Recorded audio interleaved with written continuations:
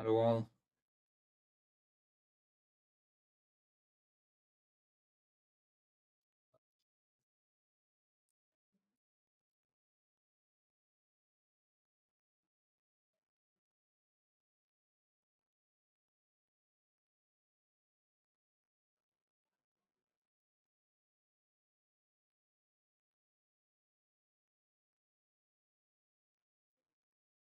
Thank you all for joining me live today. We'll give a couple of minutes for everybody to join in and then we will kick off. And today's topic, as you can see, is the 10 brutal corporate truths based on my experience of about 20 years. And of course, after that, coaching hundreds of leaders in their career development. So I hope you'll enjoy today's conversations and let's see how this goes. And so, just so I know that this stream is going well, may I request that all of you who's on the stream, please let me know that you can hear me loud and clear with an L and a C on the chat so that I know that I am loud and clear. It looks like the live feed is going quite well. I don't see anything going amiss, but yeah, just to be sure, it'll be good if you could just let me know that everything is going well. Cool. So let's give a minute or so for more people to join and then we'll kick it off. Yeah. Okay. Okay. So those of you who are already on, as of now, I'm not able to see any chats coming my way. It has happened before where the chats on the restream page doesn't show up, even though there are chats on the live session. Apologies if you're not able to see. Uh, if you're not able to see my responses, it's because I'm not seeing your chat. Yeah, there's something wrong with it. I don't know how I'll fix it, and it shouldn't matter at the moment. Um, just so that you are engaged in this conversation, I'd like you to put in the city and the country and the city that you're in from, that you're watching me live from, right? And let's get going from there. Um, it's already been exactly 3 minutes, and I think it's a good time to start off. So, like I said, engage on the chat so that the algorithm sort of pushes the video to more people on their feeds. So engage on it. Give a like, thumbs up on if you're whether or you are on LinkedIn or on YouTube. I'm streaming this on both the platforms. Give a thumbs up, and let's see how this goes.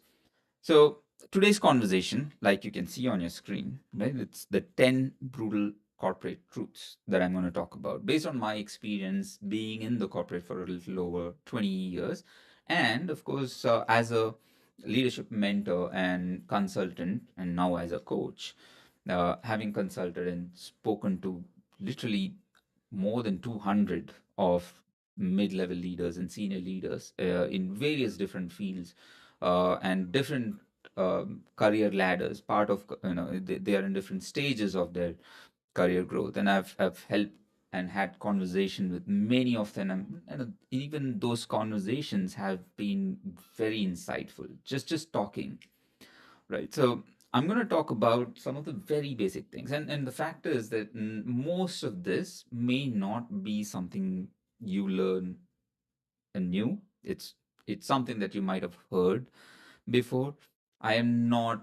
You might find that a lot of this is something that you already know, right? But it's a good point of discussion, right? And that's the whole idea. So let me know what you think about this whole content and what did you miss? And if you think there's something more that you'd like to add, please feel free to add in the comment section.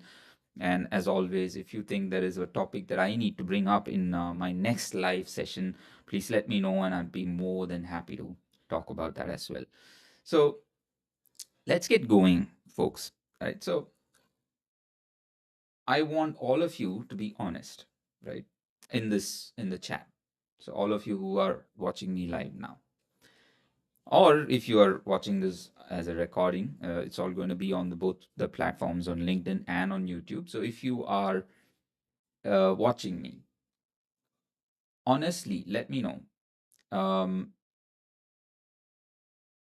you probably think that if you just keep your head down, do really good work, hard work, and don't cause any trouble, right? Your job is safe, right? So you think it is all going to be safe, and you just put your head down and start delivering results. As always, how many of you think that is absolute fact? Let me know in the chat box. That it's just about hard work and nothing else, right? Let me know in the chat box if you agree, you think that's what takes you up in your career ladder, right? Now, if you have said yes to that, listen to me carefully, right? That is not farther from the truth. It's absolute lie. And in my 20 years in leadership, I've seen so many smart leaders get completely left behind, and they get passed over for a director role or a senior director role or even a senior manager role. They get handed a tiny 3% raise or worse, right? They find out that they are laid off through an email. Somebody just drops them an email, or they just get this random conversation, right? Appointment or a meeting invite where they are invited, and there is HR sitting along with them. You didn't know that HR is going to be in that meeting. You thought it's just a meeting with your boss. And it happens because they bought into the lie that, and I think many of us who have bought into the lie that companies usually tell them, these large organizations or even small organizations just tell us, right, that all you need to do is hard work. We recognize your hard work, and we are output, or they basically say this whole cliche, right? We are performance based company. We reward performance, and which is true partly, but it is not the entire truth. So tonight we are stripping all that away. We are stripping all the fluff that you hear about in your corporate life. And I'm going to share with you 10 brutal corporate truths with you.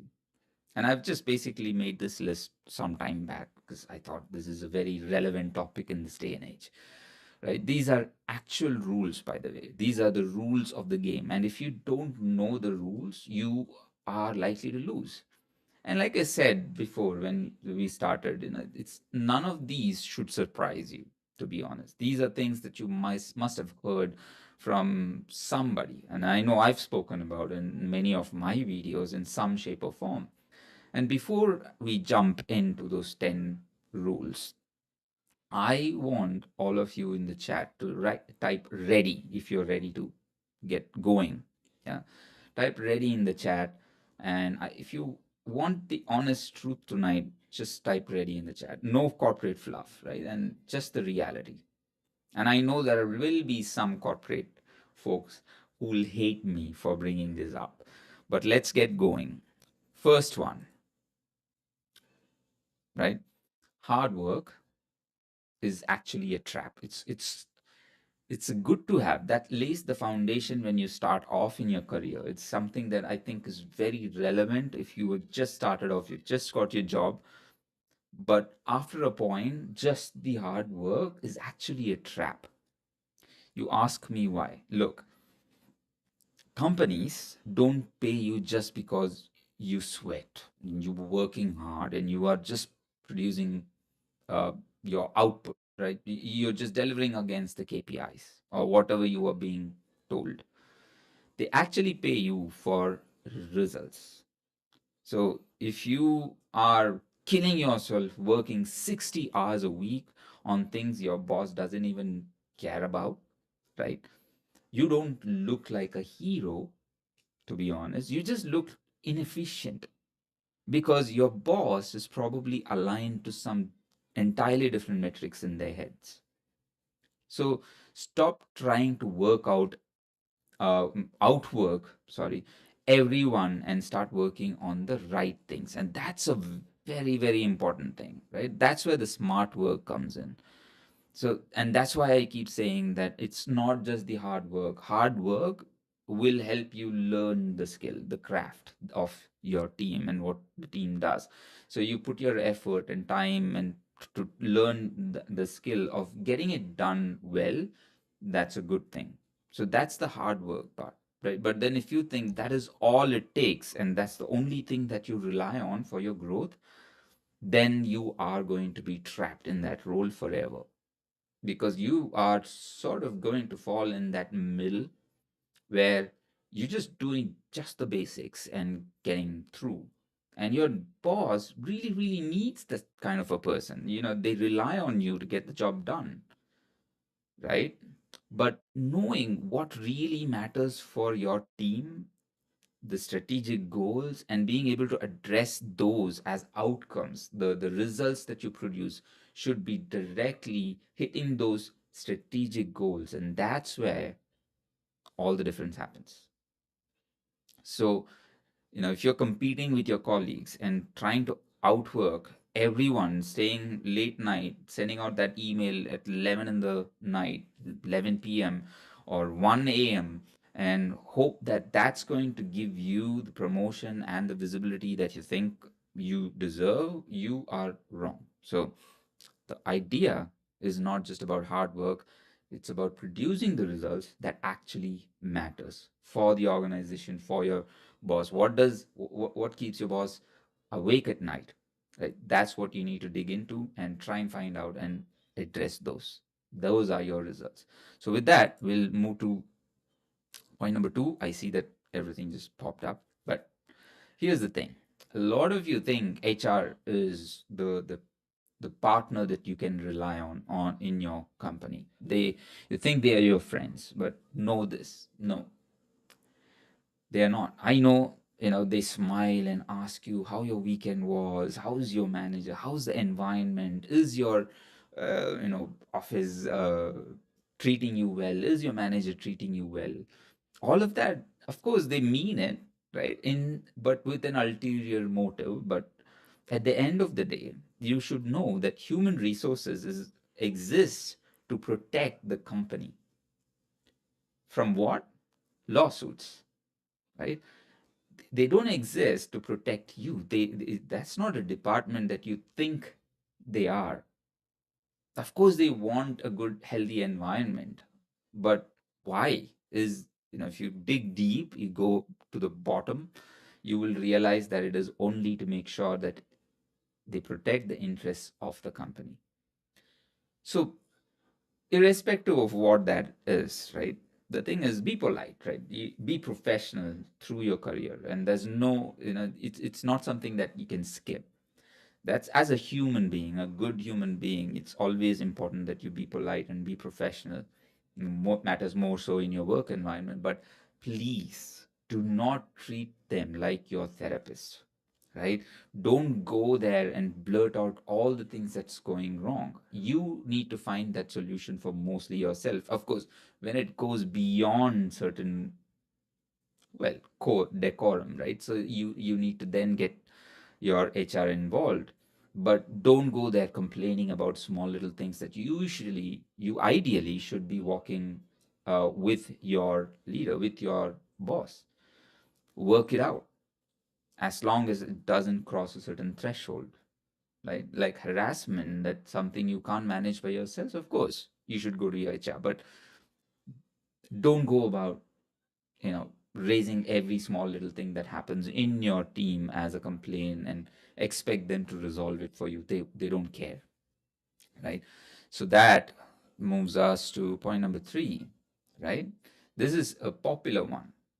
I know a lot of people who try to make themselves indispensable. They make their team depend on them for crucial information. It could be knowledge based, it could be, well, reach, so many other things, right? Access to certain, maybe, tools. You make yourself indispensable and you think that's going to save your job. know that a lot of the times companies will suffer through not having someone like you, right? You made yourself indispensable because you are the only person who knows how to access a certain tool, or if you are in engineering, software engineering, you might be the only person who understand what the code does. But fact is that the today's age, AI and so on, it's not going to be that difficult for them to break through and find a solution for themselves.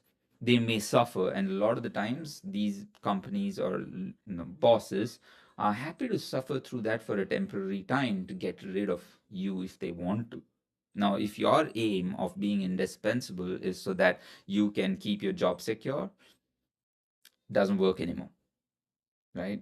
If you think, well, I am the only one who knows how the system works, so they can't fire me. If that's what you're thinking, sure, right? But they can also, you have to remember that they can't promote you either, because your boss is so dependent on you that they just hold on to you, right? You're creating a bottleneck for yourself. And when push comes to shove, when the bottom line takes a hit and they want to get rid of people, guess what? They just, remember, you're just a name in a spreadsheet. Worst case scenario, right? And if they were to just sort the names by who's getting paid the most, and if you are stuck in that role for years because you just made yourself indispensable, and if you pop out to be at the top of that list, and if you thought you were indispensable, be ready to surprise yourself, right? If you are the only one holding the process together, you're stuck in that as well. So you don't get promoted. So the thing to do in this case is that you have to train someone else. Make them depend on you, your juniors, right? The people that come after you. You built an expertise, train someone in that, pass that knowledge on, train them, and make them depend on you for knowledge and understanding of how things work, right? They need to look up to you. That's where you build your leadership. And at the same time, you have to convey to your manager that you have created backups for yourself and you're ready to move on to the next role. The days of being stuck in that same role for forever because you held certain kind of expertise, that's gone, or it's definitely going to go away, right?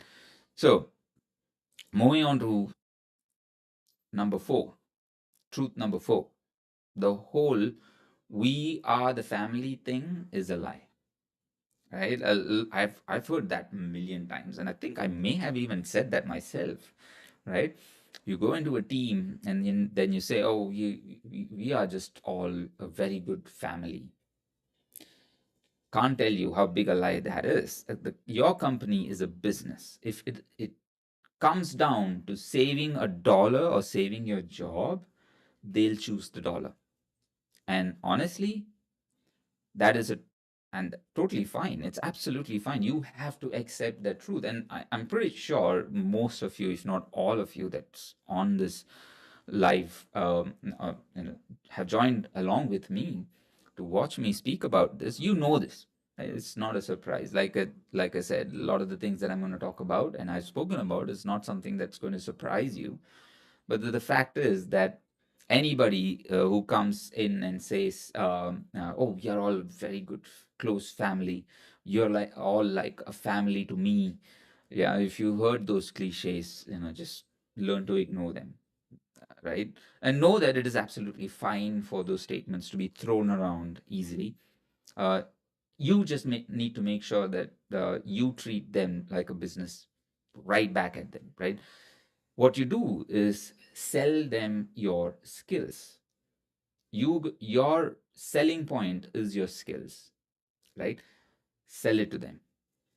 Get a better paycheck. If you have the ability to get a better paycheck with promotion or just being able to negotiate your value proposition and are able to get a better increase in your pay, that is where you need to capitalize your skills on, right? You put the skills forward, not yourself, your skills forward, and say, this is what I can deliver for you, and this is the potential for me to deliver more in the future.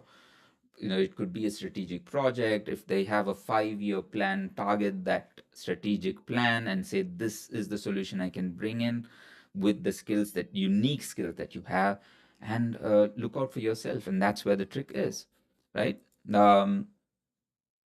Sorry, there's a typo there. It is a business transaction. Protect your own bottom line, right? The companies protect their bottom line, but you have to protect your bottom line, right? So that's where we go with point number 5.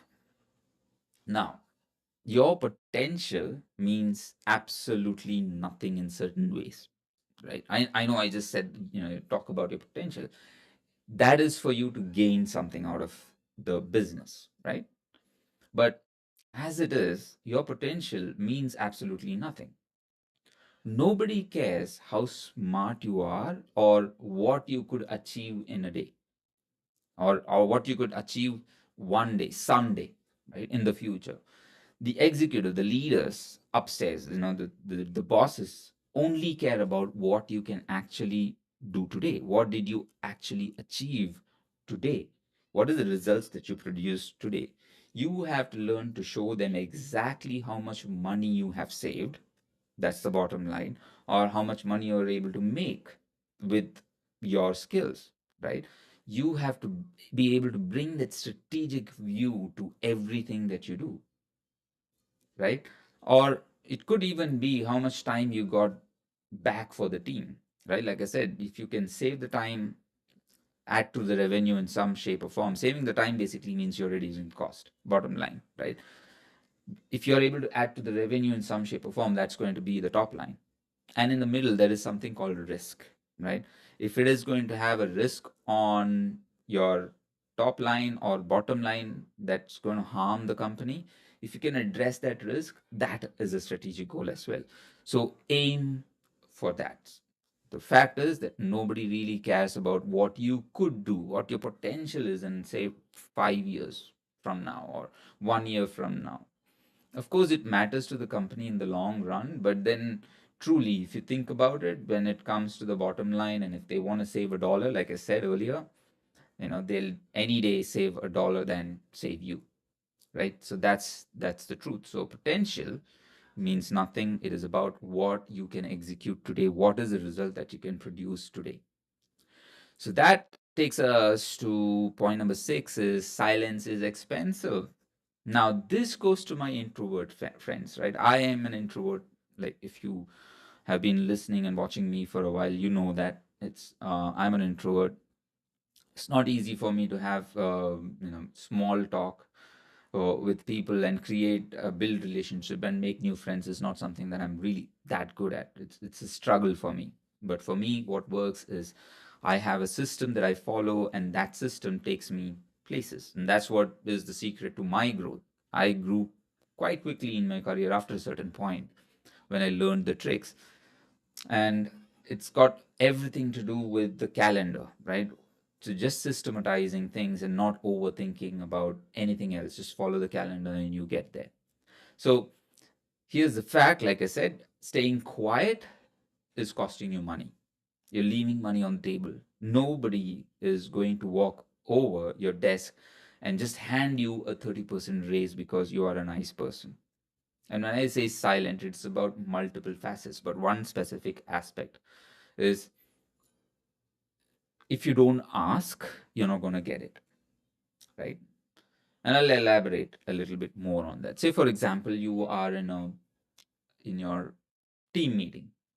Now, if you're in your team meeting, and if you're someone who's an introvert, don't want to bring attention of the team towards you, and you just basically like, I'll do my job and get back home, I have nothing to do with any of these conversations, or, oh, I have point of views, but I'm going to talk to my manager a little later in the after the meeting is done, which is okay. But know that your manager's job is not to advocate for you, right? The manager basically expects that you are able to speak for yourself, showcase your output, the results that you produce, and are able to proudly talk about it in a group meeting, so that they don't have to do that, right? When they give you hand over a 30% raise, or say a promotion within the team, They don't have to justify to the rest of the team, or if that is a question posed at the manager saying, "Oh, how come XYZ, Rakesh got promoted?" They don't have to sit there justifying, because you would have done that yourself in the team meeting. That's one aspect. Another aspect, the big one, is if you don't ask for a raise, you're not getting the raise. So think about this scenario. There are two people, let's just say more than two people in the team, but you are hesitant to ask for a raise. But there are, say, two other people who are asking for that raise pretty much in every one on one conversation with your boss. And let's just say you are the top performer, right? And those others are mediocre performer, little over average performers. When the time comes for, or when the opportunity for your manager comes to, say, give promotions or an increase in pay, um, in one of the quarters, who do you think this manager is going to think of? The person who didn't ask for it, or the ones who have been pestering him?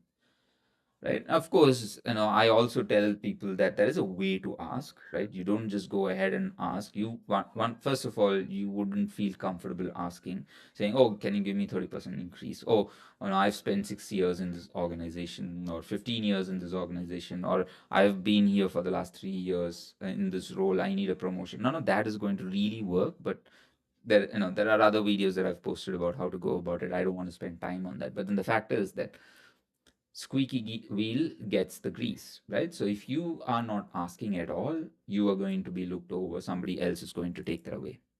So you have to ask, right? That's the first thing. There is a way to ask. If you go to my YouTube channel, there is a very specific video about how to ask. I recommend watching that. So if you don't build a business case and actually ask for the money, you will leave it on the table, and that's many years of increase in pay that you're just missing out on, right? So that takes me to truth number 7. This one is important. Nobody is keeping a scorecard. What I mean by that is nobody is keeping a scorecard of your good deeds. And I don't mean it in the sense that, oh, you are, nobody's looking at how you perform. It matters to the company, to the organization, to your manager. It does. But do they keep it on the top of their heads? Especially if they have 15 people in their teams, they're not necessarily thinking about you and your deeds, right? They do not see those extra hours you put in on a Saturday, on a weekend, the sacrifices you might have made, the dinners that you didn't attend with your spouse or kids, right? If you don't speak up and tell them about your wins, as far as they are concerned, those wins never even happened. They never existed in the first place. So, or remember that our bosses do not see our weekend hours or the hours you stretch over and overtime. They see that in the numbers in terms of how much payout happens, the cost to the team, and so on, but not necessarily as a good deed that you did. So that's something that you have got to keep in mind. You have to be able to speak for yourself. So make it a habit to document your wins. Make it a habit of noting it down. Use it to as an opportunity whenever you have that opportunity to bring it up and boast about yourself, right? Talk about your wins and make sure that everybody around you, especially your manager, is and your manager's manager is aware of it. Yeah. So that's where the key is. And the truth number 8. Now, I know that many of you struggle to say no. Your boss comes over just about on a Friday evening when were about to leave and says, "Oh, there's this important slide deck that I need you to prepare for Monday morning. Can you please make sure that it is done?" And very likely that you say yes to it. Now, I'm not saying say no outright. There is a way to do that. There is a video about that as well, by the way. In my YouTube channel, I would recommend going and watching that. Saying yes to everything, on the other hand, every time your boss comes over or some stakeholder comes over and asks you something, and if you're saying yes to everything, it actually makes you look weak. The fact is that taking on every single random project that doesn't make you a team it doesn't necessarily make you a team player. It makes you a dumping ground. You become the pushover, right? The fact is that a good leader, your manager, your boss, know how to say no, right? A good leader, if you are a good leader, if you want to be a good leader, you need to learn to protect your time. Because if you think about all those senior executives that you look up to, the great leaders that you have in mind, they protect their time so that they can focus on the big projects, the projects that actually make an impact to themselves. And of course, in the process, the company, the organization that they work for. You need to be able to make strategic decisions on what are the cases where you can say yes and the ones that you can say no to. And there is a way to say no. You can't simply say no. The way you say no is basically, there are a few methods that I talk about, right? But then say the one of the simplest way is to ask more questions, right? If they say this is something that needs to be done on Monday, you need to be able to understand what makes it that so important that it needs to be done on a Monday, right?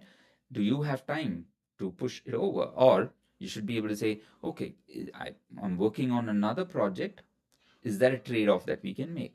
That project that's supposed to be delivered on a Tuesday or a Wednesday or maybe even a Monday, that needs to be pushed out because I need my time over the weekend for myself. You have to be able to bring a trade off, or if there is somebody else who's better suited to do this, or somebody you can mentor who can actually deliver it as well as you do, and you take that ownership and are able to delegate it to somebody, use that, right?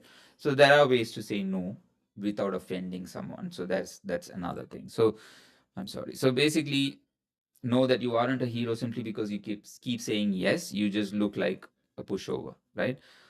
Leaders, true leaders, good leaders, know how to say no and protect their time to actually do things that creates an impact to themselves and to the organization that they work for. So that takes me to truth number 9. Yeah. So if you thought your boss is knows has everything figured out, if that is a vice president or the senior director in your organization that you look up to and you're like, oh, that person has got everything figured out.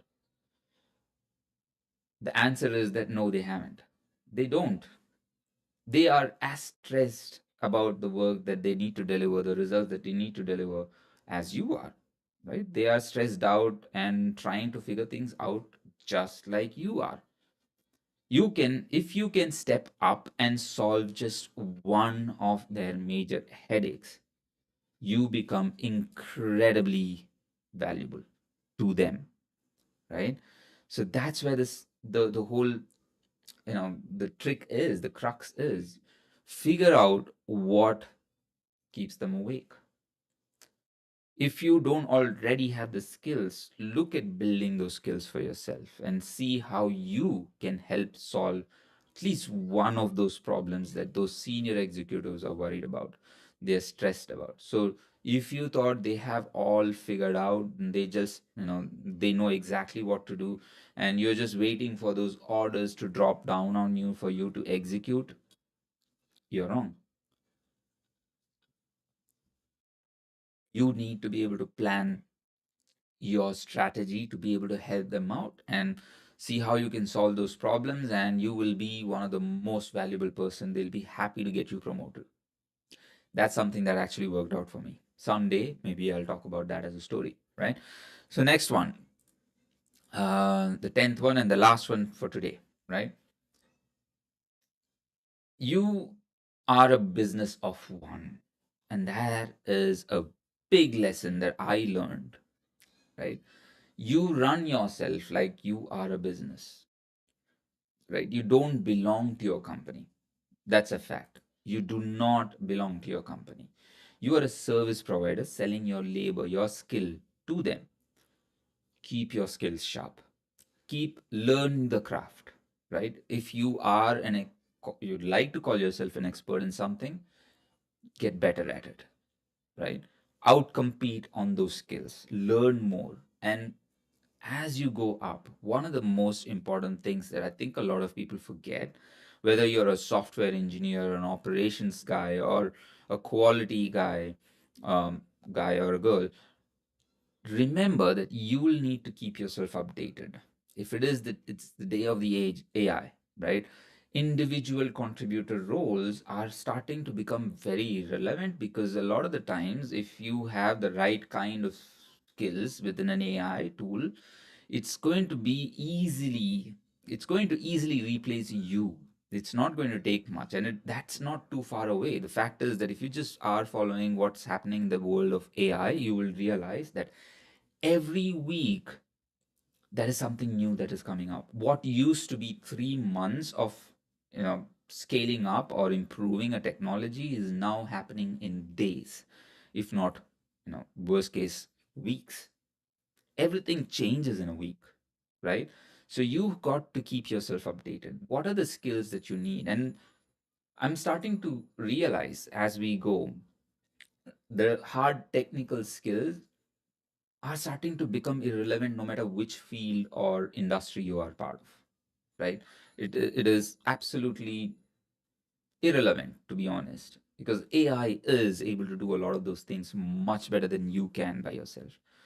So what really matters is your ability to skill in your soft skills. How can you be a better leader? How can you communicate more effectively? What can you do to navigate your office politics? If you're blaming office politics, poor culture for your career stagnation, you are asking the wrong questions, right? Ask yourself, what can you do about it? And you will have the answers of how you can skill up, how you can sharpen your skills.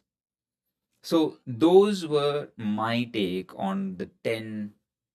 I wouldn't call it secrets. Like I said, everybody knows about a lot of these things, right? But like I said, in the world of AI, if you're not augmenting yourself with AI, you are losing out, right? So we just went through the 10 hard truths. Now it is time to actually do something about it, right? Look at the 10 truths, the 10 points that I spoke about. If you want to go back in this video and watch it again, feel free to do that. But list down which one of this hits you the hardest right now. What do you think is most relevant for you right now? And for those of you who want to be participative and want to engage with me, please put it on the chat. How many, right? You don't have to specifically call out which ones, but how many of those do you think were relevant? Is it one, or is it six, or maybe all the 10 of them, right? Now, I'm going to drop that in the chat, the number that is relevant to you. And here is the homework that I want to give you tonight, right? We are going to use AI action plan. So open up ChatGPT, right? Like I said, if you picked up any one of those truths out of the 10 that I spoke about, right, have them handy with you, which one those were. Now open Chat GPT or Gemini, whichever, or DeepSeek, Grok, you got so many. Pick your, pick any one of them, doesn't matter what it is. And now once you have that, just put it in the chat as to what I'm showing on the screen right now. I am a role that you are in. So you might be an assistant manager, manager, director, whatever your role is. I struggle with insert the truth with, separated by comma, like whatever it might be. And if you want to bring in your own point of views or what you think is causing you to feel stagnant in your role, if it is office politics, I didn't speak about that much, but right, if that is one of those things, or if it is networking, you're struggling to network with within your organization, or it could be multitudes of anything for that matter, right? So pick any one of those, listed down, separated out by comma, and then you type in. I'll actually post this on the comment as well, right? Let me see if I can get this.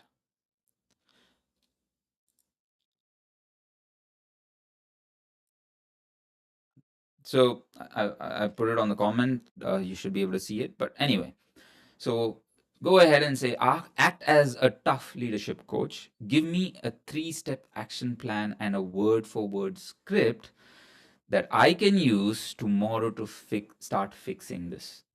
Right. So you've included your role, you've spoken about the truths or the facts that you think is keeping you behind or not, feeling makes you feel like you're stagnant in your current role, and apply this on the hit that enter key on your chat GPT or Gemini, any one of those tools that you have out there, and see what comes up. Right, let the AI build a script for you, then practice it out loud before you go to work tomorrow. Yeah, I've tried this, and if you are on ChatGPT or Gemini, it's probably more effective because a lot of my students, people I have been working with, coaching, mentoring, and consulting in their leadership career roles, this is something that is, I think, well practiced in those platforms, between ChatGPT and Gemini, and I think you will find a really, really interesting answer out of it. And if you are someone who's tired of playing the corporate game blind, right? It is time to get the playbook right. I have built an amazing AI based, AI powered assessment tool. All you have to do is go into www.rakeshravindran.com, double E in the Ravindran.com, and you will land on an assessment tool, right? Take that assessment tool and see what comes up, right? The It takes about 3 to 4 minutes to actually go through. There are 7 different sections, 5 questions in each of those sections. Answer all of those truthfully. Be honest to yourself. Nobody's going to get to see that score. I don't get to see that score. There is an AI behind it. Get to the results page, and you will see a diagnosis of what it is that's holding you back. And within that, there is this amazing program that I've built just for you that'll help you navigate everything that you see as a problem, right? So it's also there in the description. Click the link in the description and stop hoping your boss or your company will notice you, and start treating your career like a business. All right. So now, if there are any questions, I'm happy to take those questions. And if that needs to be answered, I'm happy to do that as well. Um, so let me know if there are questions that you'd like me to address. I'm happy to do that. I'll keep an eye out for some time, and then I'll be logging off. And if you are watching this as a recording, feel free to post your comments anyway. And if there is anything that I think, you think I should bring up as a conversation, for my next live session, please feel free to let me know, and I'll be happy to address those as well. So thank you all so very much. I don't see anything on the comments yet. Again, it might be a delay on my end, but if I'm seeing that later on, I will respond back to you. I'll comment back at you with my thoughts, my views of how it, you know, hopefully it helps you. So yeah, thank you all so very much for joining me tonight, for this live session, and I'll see you in the next one. Next Tuesday, I'll be live. And if you aren't already following me on LinkedIn or subscribe to my channel on YouTube, I'd encourage you to do that. And please make sure that you like and comment on the videos so that it reaches more people.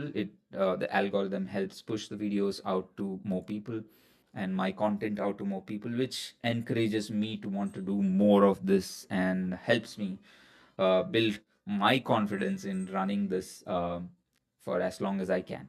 So thank you all so very much, and hopefully you are having a good day. Bye.